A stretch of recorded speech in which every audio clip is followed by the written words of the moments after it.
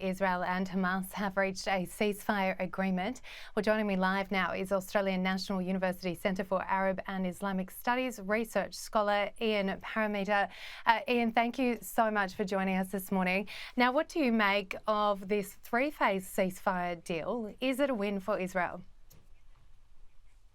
I think it's a win for both sides. Certainly it's very important for the Palestinians. There have been nearly 50,000 who have been killed and of course many more maimed. So they'll be relieved that the ceasefire has come into place.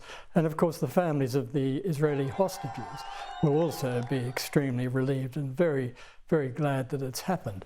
But I think there'll be several questions that will be asked, and I saw some of them on Israeli television this morning with some Israelis saying, as President Biden had said, this deal has been essentially on the table since May last year. Why has it now taken another 8 months for the deal eventually to be agreed? And some Israelis are suggesting, I don't know what proportion of Israelis, but some of them are suggesting that Prime Minister Netanyahu prioritised his own political future over that of the release of the hostages. I think another point that needs to be borne in mind is that the first phase, a temporary ceasefire for 6 weeks, is in many ways the easiest part of the deal.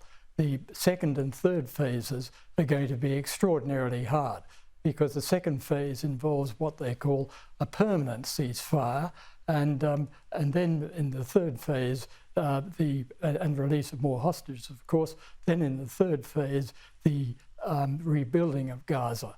And the second phase of a permanent ceasefire is going to be very difficult indeed, because Hamas is still insisting that all Israeli military forces leave Gaza, and Israel is saying that's not going to happen.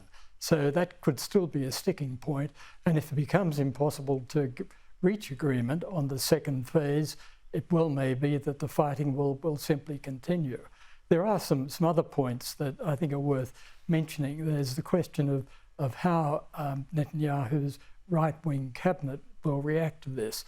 What I understand at this stage is that the cabinet still has to agree to the terms of this ceasefire, and two of the hardline ministers there, Bezalel Smotrich and Itamar Ben-Gvir, have both said that they oppose it. Now, there may be some scheme for appeasing them, perhaps in relation to increasing the number of settlements that can occur in the West Bank, perhaps even looking at annexing parts of the West Bank, but we'll have to wait and see.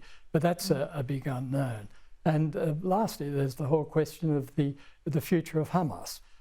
One of the key objectives of the war had been the removal of Hamas as a governing authority in Gaza.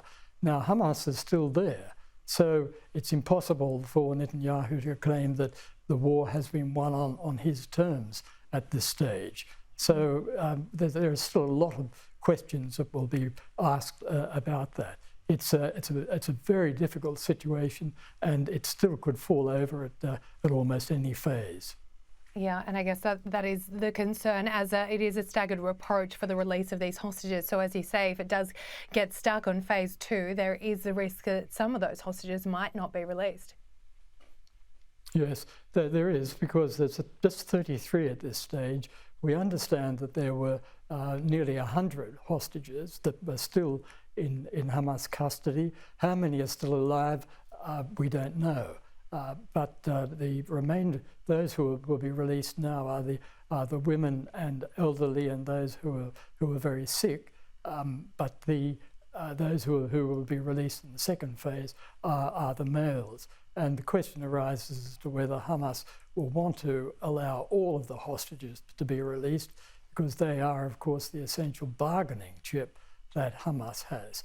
There might also be serious questions, and this is just a separate matter on the humanitarian side, about the delivery of aid into Gaza, because that's part of this ceasefire agreement, that there will be something like 600 trucks of aid going into Gaza, which is very urgently needed. But in November, the Israeli Knesset passed legislation saying that Israel would no longer deal with the United Nations Relief and Works Agency, UNRWA, which is the agency charged with assisting the Palestinian refugees. And the UN says there is no other body in Gaza that can actually do the formal delivery of aid. And there doesn't appear to be a plan at this stage as to how that might be done, because at this stage, Israel will not deal with UNRWA and won't give visas to external UNRWA staff. So the question of the efficient delivery of aid is certainly a live one at the moment. And the other question, of course, is what actually happens if Hamas is forced in the longer term to step down. Is there anybody that can take its place? It's not at all clear that the Palestinian Authority in the West Bank would be welcomed by Gazans at this point. And it may be that there could be elements of lawlessness that follow from this. Absolutely. Yeah, certainly a first step, but so much uncertainty remains. Ian, Parmeter, appreciate your time. Thank you.